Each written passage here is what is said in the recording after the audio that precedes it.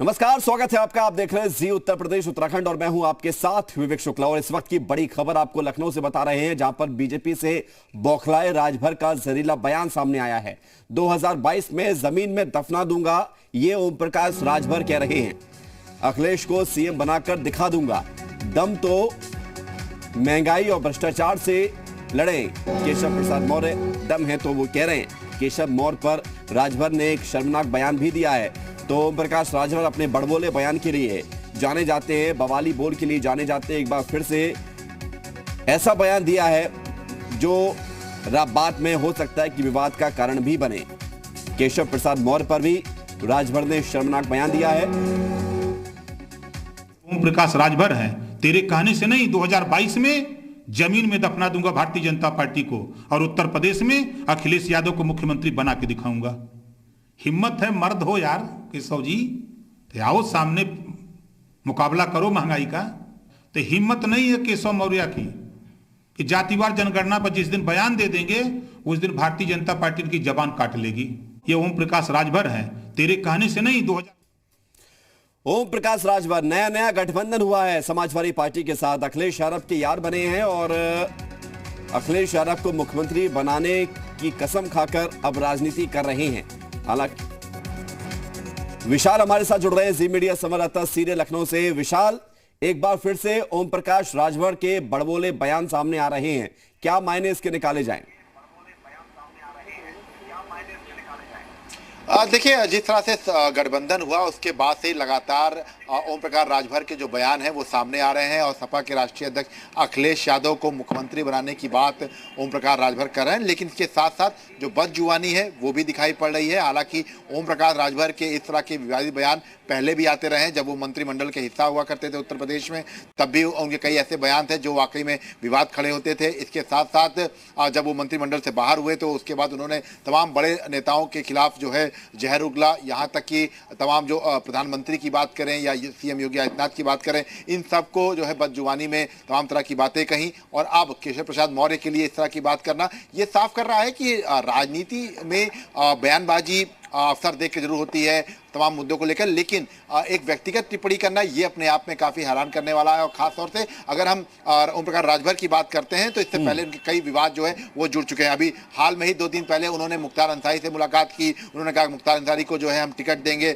इसके साथ साथ इससे पहले उनके तमाम ऐसे बयान आए, चाहे वो चंदौली का एक बयान जो था जिसमें वो कहते हैं कि मैं गब्बर सिंह हूँ और मैं लोगों को ठीक कर दूंगा, मैं जो लोग हमारे लोग की नहीं सुनेंगे उनकी मैं पिटाई कर दूंगा। इस तरह के तमाम ऐसे बयान सामने आए। लेकिन एक उत्तर प्रदेश के उप मुख्यमंत्री के तौर पर एक टिप्पणी करना केशव प्रसाद मौर्य पर, यह अपने आप में काफी सवाल खड़ा कर रहा है। और यही वजह है कि ओम प्रकाश राजभर लगातार गठबंधन की बात कर रहे हैं। लेकिन महत्वपूर्ण बात यह है कि जिस तरह से ओम प्रकाश राजभर अपनी ताकत दिखा रहे हैं और बता रहे हैं, जता रहे हैं कि ना वो 2022 में बीजेपी को दफन कर देंगे। ओम प्रकाश राजभर तो खुद दूसरे दल के सहारे हैं। ओम प्रकाश राजभर तो खुद सहयोगी दल की भूमिका निभा रहे हैं। तो वो ये किस तरह से, क्या आधार है उनका कि वो इतनी बड़ी बड़ी बात कह रहे हैं? देखिए, ओम प्रकाश राजभर को शायद ये एहसास है कि वो अगर हम पूर्व की बात करें, पूर्वांचल में, तो उनका जो दल है वो चाहे वो मऊ की बात करें, बलिया की बात करें, गाजीपुर की बात करें, चंदौली की बात करें, यहाँ पर उनके दल का एक अच्छा खासा वोट बैंक है, राजभर वोट बैंक। अब ये वोट बैंक उनकी तरफ आता है या नहीं आता है ये अलग बात है, लेकिन हाँ, इसी वोट बैंक के दम पर वो लगातार इस बात को कह रहे हैं कि बीजेपी को खत्म कर देंगे। और चूंकि लगातार बीजेपी के खिलाफ तमाम तरह के बयान उनके देते रहे हैं और यहाँ तक कि मंत्रिमंडल का हिस्सा रहते हुए उन्होंने कई बार सवाल खड़ा किया, उसके बाद अपने आप को अलग किया। लेकिन इन सब के बीच में अब एक नया बयान कि बीजेपी को दफन कर दिया जाएगा, केशव प्रसाद मौर्य पर सवाल खड़ा किया। तो इस तरह की चीजें जो हैं ये साफ कर रही है कि ओम प्रकाश राजभर शायद अपनी शक्ति का एहसास उनको है। यही वजह है कि सपा के साथ उन्होंने गठबंधन किया है। हालांकि लगातार उनके संपर्क में कई और दल थे, लेकिन उन्होंने सपा के साथ गठबंधन करना उचित समझा। और अब ठीक है विशाल, आप बने रहिए हमारे साथ। हम जरा एक बार फिर से ओम प्रकाश राजभर के उस बयान को सुनते हैं जिसको लेकर हम चर्चा भी कर रहे हैं, आपसे हम सवाल भी पूछ रहे हैं। ओम प्रकाश राजभर अपने बड़बोलेपन के लिए लगातार जाने जाते हैं, कई ऐसे बयान वो देते हैं जिस पर विवाद भी होता है। अब क्या कुछ कहा है ओम प्रकाश राजभर ने, एक बार सुनते हैं और फिर विशाल के पास दोबारा जाएंगे। ये ओम प्रकाश राजभर है, तेरे कहने से नहीं 2022 में जमीन में दफना दूंगा भारतीय जनता पार्टी को और उत्तर प्रदेश में अखिलेश यादव को मुख्यमंत्री बना के दिखाऊंगा। हिम्मत है, मर्द हो यार केशव जी, तो आओ सामने मुकाबला करो महंगाई का। तो हिम्मत नहीं है केशव मौर्य की कि जातिवार जनगणना पर जिस दिन बयान दे देंगे उस दिन भारतीय जनता पार्टी की जबान काट लेगी। ये ओम प्रकाश।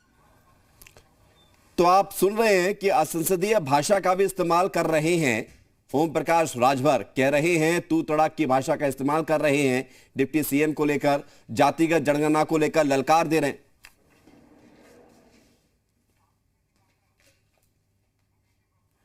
साक्षी दिवाकर जी हमारे साथ जुड़ रही हैं, भारतीय जनता पार्टी की प्रवक्ता है। साक्षी दिवाकर जी, ओम प्रकाश राजभर ललकार रहे हैं केशव प्रसाद मौर्य को, डिप्टी सीएम को, और ये भी साथ में कह रहे हैं कि 2022 में बीजेपी को दफन कर देंगे वो। देखिए, इनकी जो ललकार है वो खोखली है। अभी तक इन्हें ये भी नहीं पता कि किसके साथ ये गठबंधन करेंगे। सीएम का भी पद ये लोग 5 सीएम करने की बात कही थी, लेकिन इनको गठबंधन के लिए अभी 5 साथी तक नहीं मिले हैं। तो 2022 में जनता इनको जवाब देगी। जी, समाजवादी पार्टी के साथ गठबंधन हो तो अभी गया है। चले गए हैं। अभी ये 5 सीएम कैंडिडेट ढूंढ रहे थे। इससे पहले इन्हें एक ही साथी मिले तो ओबीसी जी के रूप में। तो अभी तो इन्हें यही नहीं पता 2022 में ये किसके साथ चुनाव लड़ेंगे। अभी लगभग 2-3 महीने बचे हैं, तो देखिए किस किस के साथ ये गठबंधन करते हैं। लेकिन मेरा बस इतना कहना है कि 2022 में जनता इन्हें जवाब देगी। जो इनका थोड़ा बहुत जन आधार था भी, वो भी 2022 में नहीं बचेगा। लेकिन इतनी बड़ी बड़ी बात करने के पीछे कुछ तो कारण होगा। साक्षी दिवाकर जी, आपके भी साथी रहे ओम प्रकाश राजभर, आपको लगता है कि इतना वजूद रखते हैं ओम प्रकाश राजभर? देखिए, इनका अगर कुछ वजूद होता ही तो इन्हें 5 सीएम कैंडिडेट तो एटलीस्ट मिल जाते। इन्हें 5 सीएम कैंडिडेट तक नहीं मिले, तो इनका वजूद जनता ने इन्हें खुद ही बता दिया है कि इनका क्या वजूद है। 2022 में जनता इन्हें सही से जवाब देगी और ये कहीं के नहीं रहेंगे। वो ये कह रहे हैं कि डिप्टी सीएम केशव प्रसाद मौर्य, हालांकि वो जिस भाषा का इस्तेमाल कर रहे हैं वो भाषा मैं तो इस्तेमाल नहीं कर सकता, लेकिन वो ललकार ये रहे हैं कि महंगाई के खिलाफ आकर चुनाव लड़ें।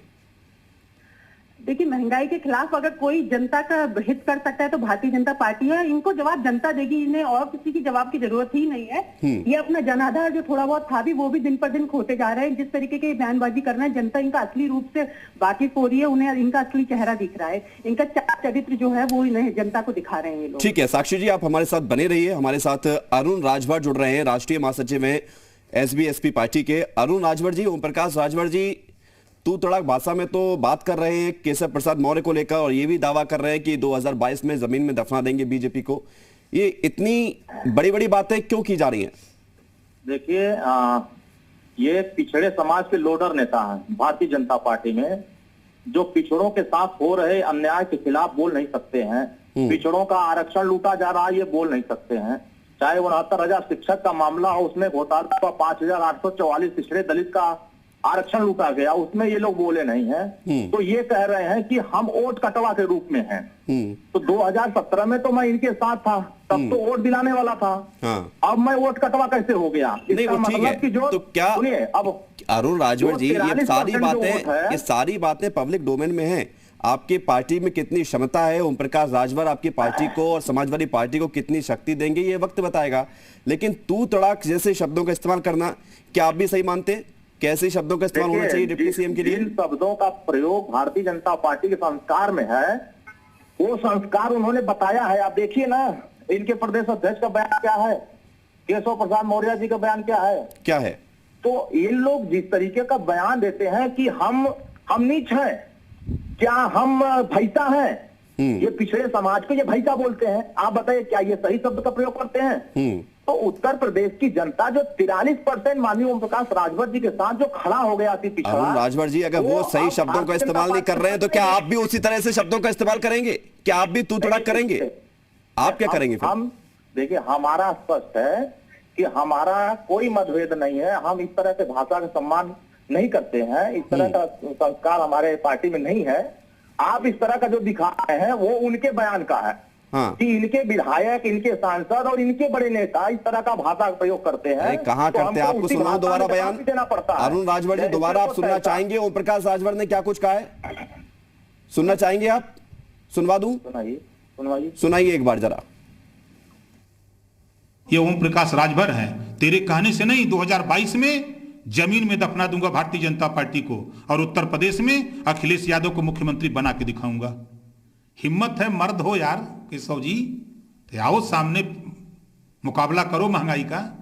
तो हिम्मत नहीं है केशव मौर्य की कि जातिवार जनगणना पर जिस दिन बयान दे देंगे उस दिन भारतीय जनता पार्टी की जबान काट लेगी। अरुण राजभर जी, तेरे में भारतीय जनता पार्टी हिम्मत नहीं है, क्या है ये, क्या है ये? अरुण राजभर जी, भारतीय जनता पार्टी महंगाई के मुद्दे पर क्यों नहीं बोलना चाहती? अरे वो बात ठीक है, महंगाई पर आप बात करिए, ठीक है। साक्षी दिवाकर जी जवाब देना चाहेंगे आप? अरुण राजभर जी जरा रुकिए, साक्षी दिवाकर भी जुड़ी हुई है हमारे साथ, बीजेपी की प्रवक्ता है। साक्षी दिवाकर जी, हैं जब ये 3 साल सरकार में हमारे साथ थे भी, तब भी ये जो अपनी पर्सनल इंटरेस्ट को लेके अपनी जो व्यक्तिगत इच्छाएं हैं उन्हीं को पूर्ण करने में लगे रहे। समाज का अगर ये सोचते ही तो सबका साथ, सबके विकास के नारे के साथ जो पार्टी काम कर रही है उसका साथ देते, लेकिन ये अपनी व्यक्तिगत इच्छाएं पूरी करने के लिए कभी ओवैसी जी का साथ देते हैं, कभी मुलायम सिंह जी का साथ देते हैं, कभी अखिलेश जी का साथ देते हैं। तो जनता इनके रूप से वाकिफ हो चुकी है। 2022 में जनता इन्हें जवाब देगी। और जिस तरीके का ये भाषा का उपयोग कर रहे हैं, इस तरीके का उपयोग कोई भी जनता नहीं चाहेगी कि उसका नेता उस तरीके की भाषा का इस्तेमाल करे। ठीक है साक्षी जी, लेकिन एक बात और कह रहे हैं अरुण राजभर जी कि उनकी पार्टी पिछड़े दबे कुचले लोगों की बात कर रही है और जो पिछड़े हैं उनकी मांग उठा रही है, तो क्या बीजेपी इससे पीछे है क्या? होते तो 3 साल ये सरकार में थे साथ में, लेकिन जब जब इनका कोई मुद्दा बना था वो इनके पर्सनल इंटरेस्ट पूछिए ना कि ये पिछड़ों को वैसा क्यों करते हैं? जब पूरी नहीं हो पाई थी, आज का जो बयान है माननीय अखिलेश यादव जी को ये कह रहे हैं कि ये सोफा बैठने लायक नहीं है। गरीब के यहाँ अगर कोई सोफा पे बैठ जाता है तो उसको अपमानित करने का काम भाजपा करने लगती है। आज माननीय अखिलेश यादव जी जहां गए थे उस गरीब के सोफा पर बैठे जो शादी में उसको मिला था, ये कह रहे हैं कि वो गरीब के घर में सोफा कैसे आ गया? तो ये जो बेडरूम में चलिए ठीक है, ये चुनाव की बयार है और हम यही चाहेंगे कि आप लोग एक दूसरे पर बात करिए और आरोप प्रत्यारोप भी चुनाव में दौर में देखने को मिलता है। इसको भी अगर आपको करने से फायदा हो सकता है तो वो भी करिए, लेकिन कम से कम भाषा का संयम ये बरकरार रखिए। बहुत शुक्रिया आप दोनों का हमारे साथ जुड़ने के लिए, चर्चा में शामिल होने के लिए। यहां पर रुक रहे हैं हम छोटे से ब्रेक के लिए, चल लौटते हैं।